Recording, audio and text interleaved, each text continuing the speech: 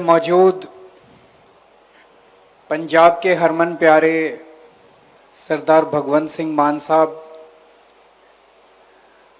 मंच पे मौजूद हमारे कैबिनेट मिनिस्टर वरिंदर गोयल जी, नाभा कंस्टिट्यूंसी के एमएलए देवमान साहब, अग्रवाल सभा के चेयरमैन अशोक बंसल जी, यहाँ पे आए हुए सभी मेरे प्यारे बहनों, भाइयों, माताओं, बुजुर्गों, बच्चों, आप सब लोगों को मेरा नमस्कार, सबको मेरा प्रणाम। सबसे पहले मैं अग्रवाल सभा को बहुत बहुत बधाई देता हूं कि आज इस ऐतिहासिक सभा में और ऐतिहासिक दिन, इस मौके पे, इस पवित्र स्थान पे, इस पवित्र मौके पे मुझे आमंत्रित किया, आप लोगों के बीच में शामिल होने का मौका दिया। इसके लिए मैं आप सबका बहुत बहुत आभारी हूँ, अग्रवाल सभा का बहुत बहुत आभारी हूँ। आज बड़ी खुशी का दिन है कि आज अग्रवाल स्मारक का यहाँ पे फाउंडेशन रखा गया। बहुत जल्दी ये बन के तैयार हो जाएगा। मुझे बताया गया कि ये बहुत भव्य और बहुत शानदार होगा और मैं समझता हूँ केवल उत्तर भारत नहीं, पूरे भारतवर्ष से लोग यहाँ पे आएंगे, महाराज अग्रसेन जी को अपनी श्रद्धांजलि देंगे, अपने आदर सत्कार देंगे और उनके जीवन से प्रेरणा लेके जाएंगे।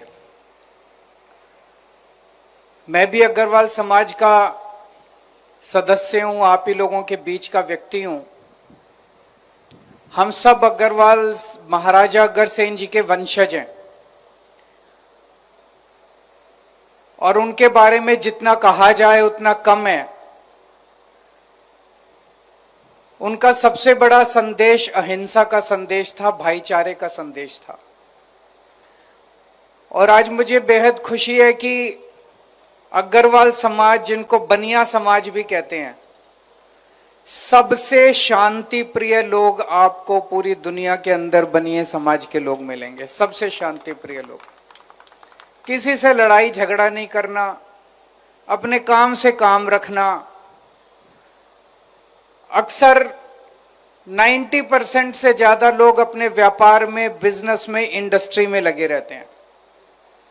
अपना सुबह जाना, शाम को आना, काम करना, रात दिन 24 घंटे मेहनत करना, यही हमारे समाज के लोगों की, और खूब मेहनती लोग हैं।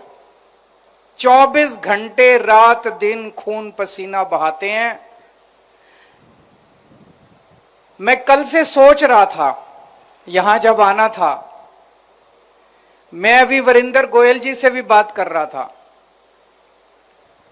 क्या आपने कभी बनिया समाज के, अग्रवाल समाज के किसी आदमी को भीख मांगते देखा है? मुझे नहीं लगता, मेरे को तो याद नहीं आता। अग्रवाल समाज का हर आदमी मेहनत करके खाना चाहता है। अग्रवाल समाज के हर आदमी का हाथ यूं रहता है, कभी भी यूं नहीं रहता। यही शिक्षा हमें महाराज अग्रसेन ने दी थी। हम 24 घंटे मेहनत करते हैं, खून पसीना बहाते हैं, पैसा कमाते हैं। ईमानदारी से पैसा कमाने में कोई हर्ज नहीं है। उसी पैसे से एक हिस्से से हम अपना परिवार पालते हैं, एक हिस्सा सरकार को टैक्स के रूप में दे देते हैं। आज ये जो सरकार चल रही है, हम इतने सारे काम कर पा रहे हैं, सड़कें बन रही हैं, पानी, बिजली, इतनी सारी चीजें जो सरकार कर रही है, वो इसीलिए कर रही है क्योंकि जनता टैक्स देती है और उस टैक्स में अग्रवाल समाज का बहुत बड़ा हिस्सा है। तो एक हिस्से से हम अपने परिवार का पेट पालते हैं, एक हिस्सा टैक्स में देते हैं, समाज के लिए रोजगार पैदा करते हैं। आप फलोगे फूलोगे तो पंजाब तरक्की करेगा, देश तरक्की करेगा, लोगों को रोजगार मिलेगा, सरकार को टैक्स मिलेगा। और फिर एक हिस्सा जो महाराजा अग्रसेन ने हमें संदेश दिया था, एक हिस्सा धर्म के काम में लगाते हैं। हर परिवार, मुझे लगता है अग्रवाल समाज का हर परिवार अपनी आमदनी में से एक हिस्सा जरूर कुछ ना कुछ, आपको हर जगह अग्रवाल धर्मशालाएं मिलेंगी। मिलती हैं कि नहीं मिलती? किसी शहर में चले जाओ अग्रवाल धर्मशाला जरूर मिलेगी, किसी शहर में चले जाओ अग्रवाल प्याऊ जरूर मिलेगी। पानी पिलाने का काम, स्कूल बनाने का काम, डिस्पेंसरी बनाने का काम, अस्पताल बनाने का काम, धर्मशाला बनाने का काम, जितने धर्म के काम है हर काम के अंदर आपको अग्रवाल समाज का अपना हिस्सेदारी जरूर मिलती है। तो मेरा यही मानना है कि सबसे शांति प्रिय कौम है। आज पंजाब की तरक्की में अग्रवाल समाज का बहुत योगदान है। पंजाब में टॉप के जितने इंडस्ट्रियलिस्ट व्यापारी उठा के देख लो, उसमें से कई लोग आपको अग्रवाल समाज के मिलेंगे। और केवल इंडस्ट्रियलिस्ट और उद्योगपति नहीं, हर क्षेत्र के अंदर आज पंजाब में हर क्षेत्र के अंदर अग्रवाल समाज अपनी भूमिका अदा कर रहा है। और पंजाब की तरक्की और योगदान के अंदर अग्रवाल समाज का बहुत योगदान है। 2022 में आप लोगों के आशीर्वाद, आप लोगों के प्यार, आप लोगों के विश्वास की वजह से हम लोगों ने सरकार बनाई। आप लोगों ने इतना प्यार दिया, इतना विश्वास दिया, ऐतिहासिक बहुमत 117 में से 92 सीट आज तक आपने किसी पार्टी को नहीं दी थी। लेकिन सरकार संभालने के बाद पता चला कि सरकार, चुनाव जीतना तो आसान था, सरकार चलानी कितनी मुश्किल है। इतना गंद छोड़ के गए हैं ये पिछले वाले, इतना गंद छोड़ के गए हैं, मैं क्या बताऊं आप लोगों को। पंजाब का बुरा हाल करके गए हैं ये लोग। नशे को ही ले लो, पंजाब जो एक वक्त पंजाब का नाम नंबर 1 टॉप पे होता था पर कैपिटा इनकम में, प्रति व्यक्ति आय में नंबर 1 पंजाब सबसे अमीर सूबा माना जाता था, आज 17वें नंबर पे, 17th नंबर पे आ गया। आज पंजाब का बच्चा, पंजाब की जवानी, पंजाब के छोटे छोटे बच्चे नशा कर रहे हैं। पूरे पंजाब को नशे में धकेल दिया। कहां से आया यह नशा? अपने आप तो आया नहीं। किसने घर घर के अंदर किसने फैलाया ये नशा? मुझे कहने की जरूरत नहीं है, हमारे से पहले वाली जो सरकारें थी उनके मंत्री अपनी सरकारी गाड़ियों के अंदर नशा घर घर डिस्ट्रीब्यूट किया करते थे। नशे के इंटरनेशनल स्मगलर उन मंत्रियों के घरों के अंदर रुका करते थे, ये रिकॉर्ड में है। पंजाब को बर्बाद करके चले गए। मुझे नहीं, हमारे कहा जाता है ना कि धर्म में कहा जाता है कि हर कर्म की सजा तो मिलती है। इन लोगों को सजा तो मिलेगी, भगवान सजा देगा, कानून सजा दे ना दे, लेकिन भगवान जरूर इनको सजा देगा। और मुझे लगता है कानून भी सजा देगा एक दिन इन लोगों को। जब हम लोगों ने सरकार संभाली, सबसे बड़ा चैलेंज हमारे लिए था नशा कैसे खत्म करें, नशा कैसे, पंजाब की जवानी को, पंजाब के बच्चों को, पंजाब के परिवारों को कैसे वापस लेके आए। अब नशे के विरुद्ध युद्ध शुरू हुआ है पिछले कुछ महीनों से। कुछ महीने पहले अगर मैं लोगों के बीच में जाता और कहता कि अगर आपके यहां कोई नशा बेच रहा है तो हमें बताओ, मुझे नहीं लगता कोई बताता। लोगों को डर लगता था, लोगों को भरोसा नहीं था। लोग कहते थे पुलिस भी मिली हुई है, प्रशासन भी मिला हुआ है, सरकार भी मिली हुई है। मैंने देखा था एक वीडियो के अंदर पंजाब के नशे के ऊपर कई फिल्में बनी हैं। कहता जी सरकार ही नशा बिकवाती है। आज 3-4 महीने के बाद माहौल बदल चुका है। इतने पिंड, इतने गांव पंजाब के अंदर कहानियां सुनने को मिल रही है। अब गांव के गांव तस्करों को, पुलिस को पकड़वा रहे हैं कि ये भी बेचता है, ये भी बेचता है। लोगों का भरोसा बढ़ गया है कि अब पुलिस, प्रशासन और सरकार मिलके नशा खत्म करने पे लग गए हैं। लोगों का भरोसा बढ़ गया। मैं और मान साहब अभी कई जगह गए थे, कई गांव में गए थे, लोगों से बात की, लोगों ने बताया उन्होंने पकड़ पकड़ के अपने गांव के नशा तस्करों को पुलिस के हवाले किया है। लोग अब खुद जिम्मेदारी लेने लगे हैं। उनके गांव में जितना नशा करने वाले लोग थे, लोग उनका इलाज खुद से करवा रहे हैं। लोगों को भरोसा। और कितने गांव अब इस वक्त पंजाब के हर गांव और हर वार्ड में मुहिम चल रही है कि अपने को हर वार्ड को, हर गांव को नशा मुक्त, 100% नशा मुक्त करना। और कई गांव हो गए हैं 100% नशा मुक्त। बहुत बड़ा काम था। मुझे लगता है मरेंगे, ये सत्ता तो आनी जानी है, चुनाव आने जाने हैं, कोई जीतता है कोई हारता है, चलता रहता है, लेकिन मुझे लगता है मरेंगे तो सबसे बड़ा सुकून ये होगा। ऊपर वाले के पास जाएंगे तो कहते हैं ना, ऊपर वाले के पास जाके हिसाब देना होता है, तो ऊपर वाले के पास जाएंगे तो बड़े सुकून के साथ कह सकते हैं कि हमने बच्चों को नशे से बाहर निकाला था, पूरी कोशिश करके, पूरी ईमानदारी के साथ।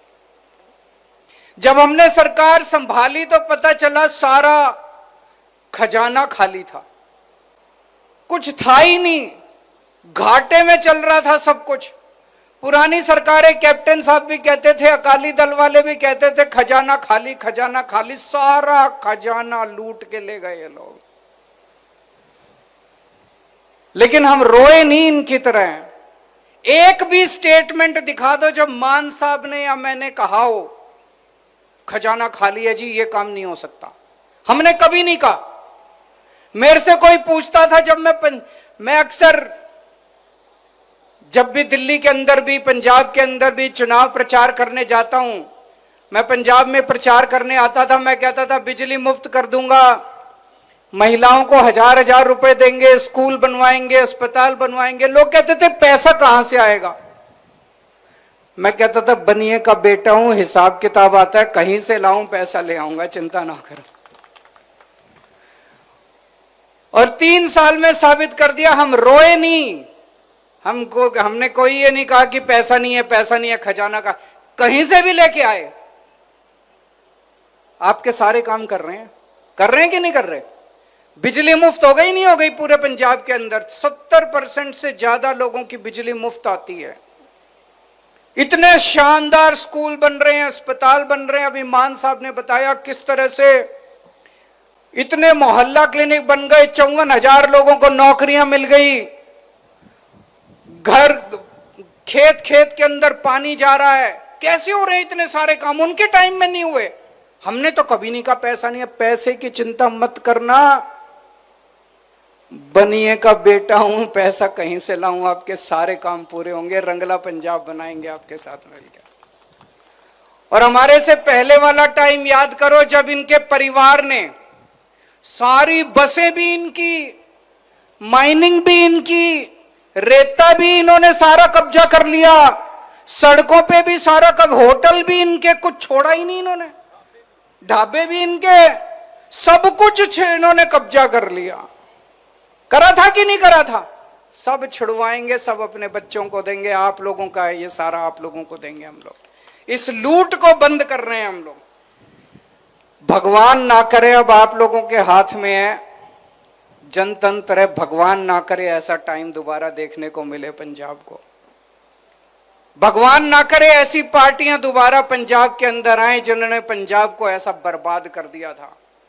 बड़ी मुश्किल से हम लोगों ने एक ईमानदार सरकार बनाई है, पंजाब को उस गर्त से बाहर निकाला हम सब लोगों ने मिलके।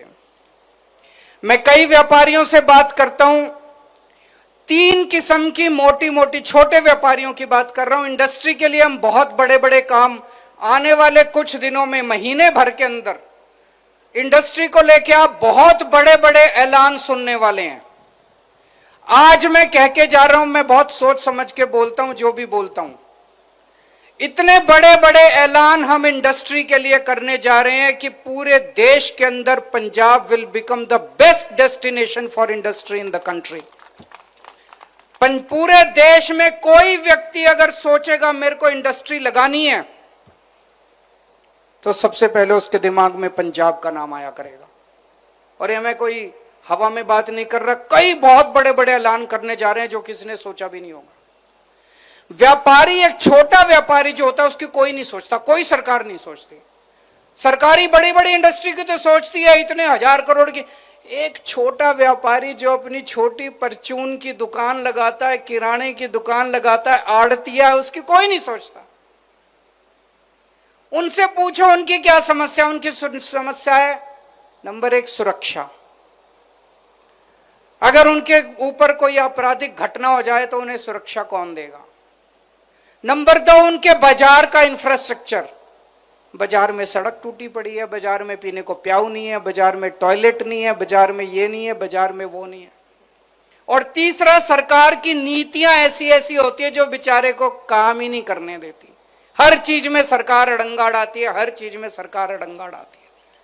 तो हमने तय किया है कि आप लोगों के लिए, एक व्यापारियों के लिए, इंडस्ट्री के लिए तो बहुत कुछ कर रहे हैं, व्यापारियों के लिए एक राज्य के स्तर पे और हर जिले के अंदर बोर्ड बनाया जाएगा, व्यापारी बोर्ड, जो हर व्यापारियों को सुरक्षा और सम्मान देने का काम करेगा, आपकी सुरक्षा सुनिश्चित करेगा, इंडिविजुअल व्यापारियों की भी सुरक्षा सुनिश्चित। आपको कोई समस्या, बोर्ड के पास जाओ, आपकी सरकार की पॉलिसी भी चेंज करानी है, आप बोर्ड के पास जाओ, बोर्ड आपकी पॉलिसी चेंज कराएगा। आपको कोई परेशान कर रहा है, कोई अफसर परेशान कर रहा है, कोई हमारा एमएलए भी अगर कोई परेशान कर रहा है, बख्शेंगे नहीं उसको,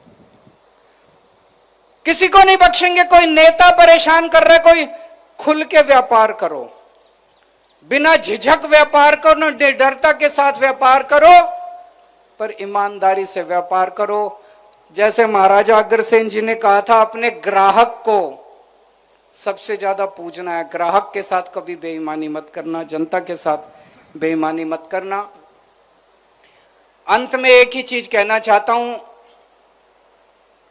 बनिए नंबर में कम है, संख्या बल में कम है, तो ये पार्टियां जो हैं इनको बनिए कब याद आते हैं, इनको बनिए चुनाव में नोट के लिए काम आते हैं, बस पैसे मांगने आते हैं आपसे।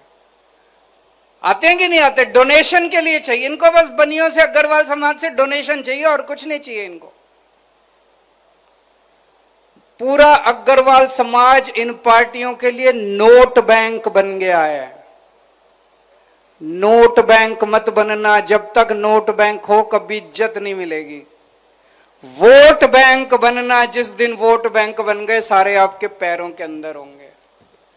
हमें ना आपका नोट बैंक बनाना, ना आपको वोट बैंक बनाना, हम आपको पंजाब की तरक्की में आज भागीदार बनाने के लिए आए हैं।